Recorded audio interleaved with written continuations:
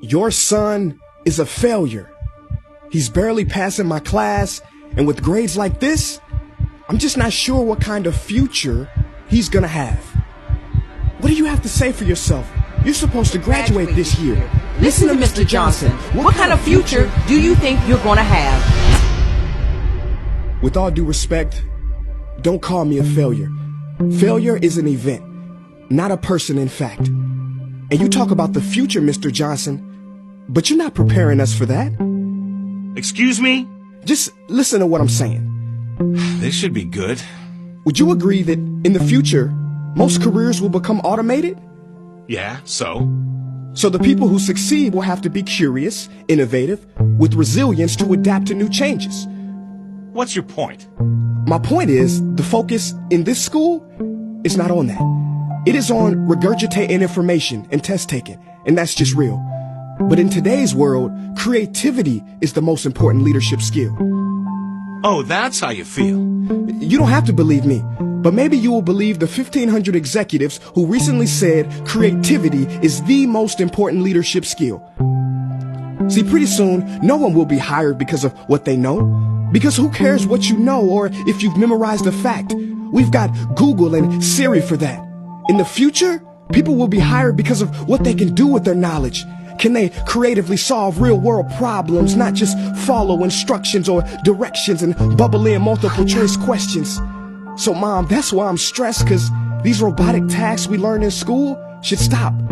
Because no one can do a robot's job better than a robot. Billionaire founder of Alibaba, Jack Ma, said that we should not compete with artificial intelligence, but instead focus on developing unique human intelligence. Mr. Johnson, drills are for teeth, not the human mind. So these repetitive knowledge-based tasks we must leave behind. Or in the future, you're gonna find a lot of people graduating out of your class right into the unemployment line. See, many top companies today don't look at grades. Mom, that old way is expiring. Google has been quoted as saying GPAs are worthless criteria for hiring. Founder of Tesla, Elon Musk, agrees. So I say this with unease and sorrow. If you continue to teach today as you taught yesterday, then you rob us students of tomorrow. Mr. Johnson, I'm gonna keep it real with you. Sometimes sitting in your class is tough. I'm constantly thinking, if I don't look up at the clock, maybe it'll speed up. So I listen to you do my work and pay attention, feeling like an hour had to have gone by. But it was only 3 minutes. So if you wonder why we're bored in class, look, you want to get a kid to hate reading? Give them this, a school textbook. And some people think it's our fault, and that hurts me. They say you can lead a horse to water, but you can't make him drink. And to that I say no. Firstly, you can put salt in that horse's hay and make him thirsty. And if you bring joy in your classroom, you can make any bad student nerdy as he or she discovers the beauty of truly learning. Mr. Johnson, I mean no disrespect. You have the most important job on this planet. You build, create, and save lives. But if you really care about my future, like you say, then you have to fully commit and ask yourself honestly, how do I prepare a child for a future that doesn't yet exist? Here's a hint. The answer is not found in this. It's using this and this. See, in the future, we will need more passion and compassion. People with inspired hearts and wisdom to uplift this planet. And Mom, I love you, but can I be real? Go ahead. You want to know one of the biggest factors for childhood success? It's not IQ.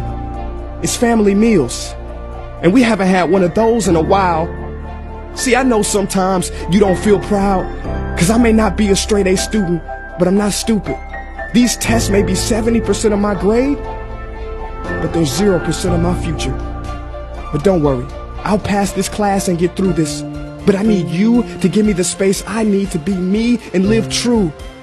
Because the best feeling in the world is that your own parents get you. There's a passage in a book called The Prophet by Khalil Gibran. And if you don't mind, I'd love to share it with you. Go ahead. See, he says, your children are not your children. They are the sons and daughters of life longing for itself. They come through you, but not from you. And though they are with you, they do not belong to you. You may give them your love, but not your thoughts, for they have their own thoughts. You may house their bodies, but not their souls, for their souls dwell in the house of tomorrow. So, Mom, I'd appreciate it if you give me the love that I need to pursue my dreams.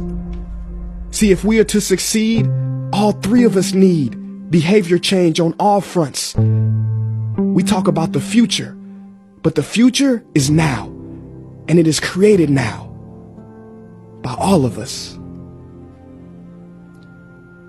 I've never heard you speak like that before. Yeah, I didn't know. But I'm going to reach out to administration and try to change some things. You have my word.